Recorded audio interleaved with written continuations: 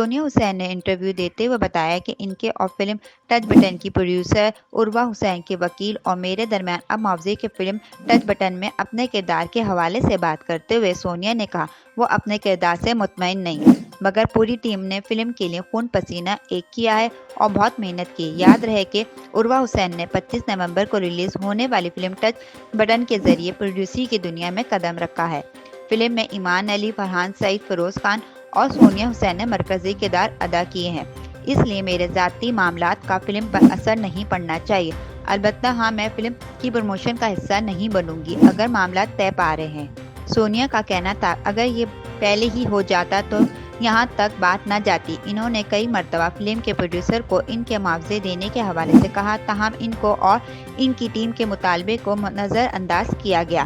سونیا حسین نے کہا یہ پاکستان میں بہت زیادہ ٹرینڈ ہے کہ فنکاروں کو معاوضہ وقت پر نہیں دیا جاتا۔ کسی کو یہ قدم اٹھانا تھا، میں نے یہ قدم اٹھایا اور قانونی نوٹس عروہ حسین کو بھیجا۔ اپنی خون پسینے کی کمائی، اپنا پیسہ مانگنے میں کیسی شرم! شاید اب میرے بعد دیگر فنکار بھی اس حوالے سے بول سکیں گے۔